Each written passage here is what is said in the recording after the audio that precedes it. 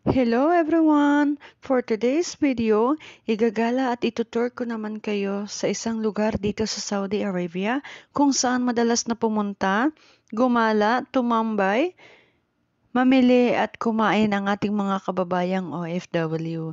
Yes po, so on the way na nga kami papunta doon at siguro ay mga 25 to 30 minutes ang biyahe papunta doon.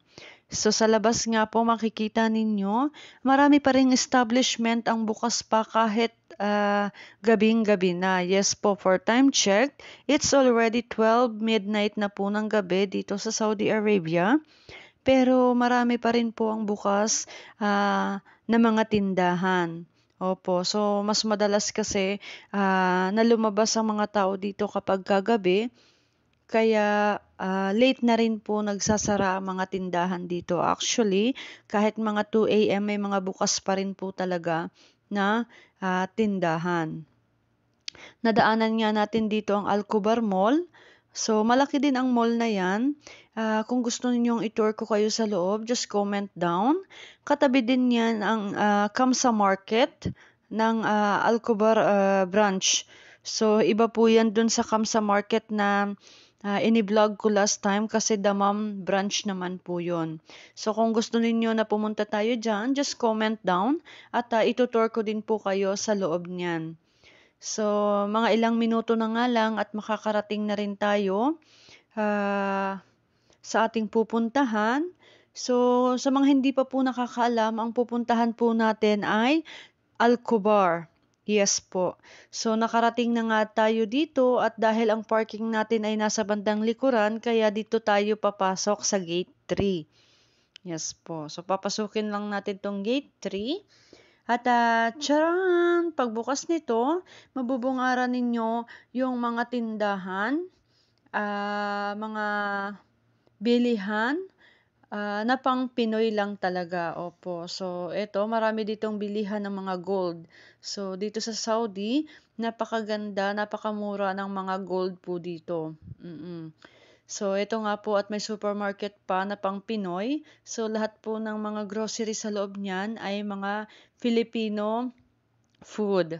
So, tabi-tabi na nga rin dito yung mga tindahan ng mga gold, tindahan ng mga sapatos, tindahan ng mga accessories, at iba pa. Opo. So, kahit dalawang palapag lang ang building na ito, napakalawak din po nito. So, lahat ng kailangan ninyo nandito na din.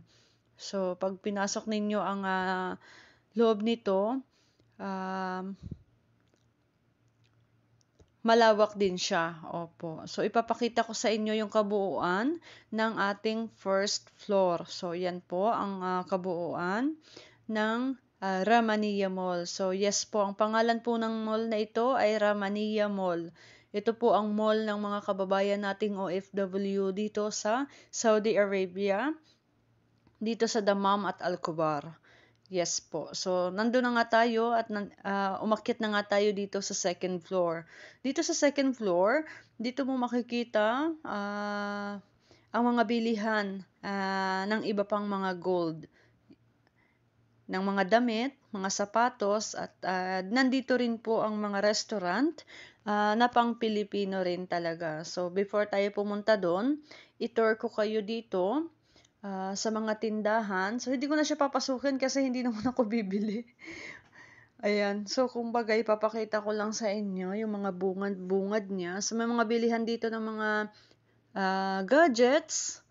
mga gadgets, accessories, and mga damit, mga sapatos. So, kagaya nga ng sabi ko sa inyo, kompleto na nga dito.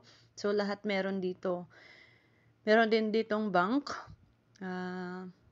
Kung gusto ninyong mag-withdraw, sana all mag-withdraw. Ayan. So, may bilihan ng PS5 dito, sarado na.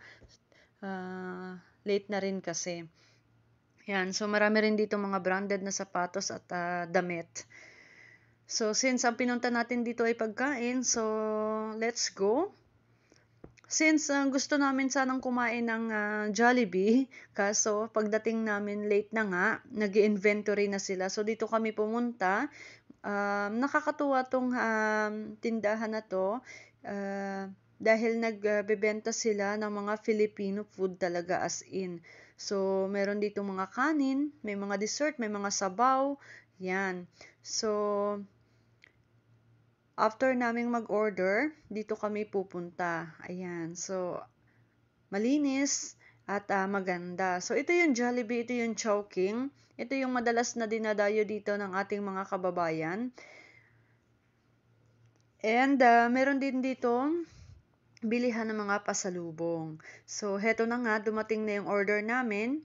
Nag-order lang naman kami ng turon at saka ng lomi. Ayan. So, kasama namin yung husband ng friend ko. Hindi siya kumakain ng Filipino food. Kaya after namin, heto, at pumunta nga kami sa Domino Pizza. Oo. Let me inform you guys, itong Domino Pizza, wala ito sa loob ng Ramania Mall, ha? Nandito ito sa labas. So, after namin kumain nga kanina, ng lomi at ng turon, nagyaya siyang pumunta dito sa Domino para mag-order ng pizza. So, since for Filipino din ito, pero marami ding mga umu-order nito na kagaya nila dahil may mga flavors din sila na available for foreigners. So, ayan, pinakita ko yung loob. Sobrang linis niya, guys. Oo, so yun. Dumating yung order namin. Ang in-order nga namin ay chicken ranch at itong para sa kanila, hindi ko alam kung anong tawag dito pero more on chili siya. So, mahilig sa spicy.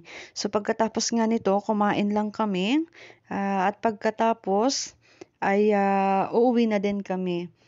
Dahil food trip lang naman ang dinayo namin. So, that's it and thank you.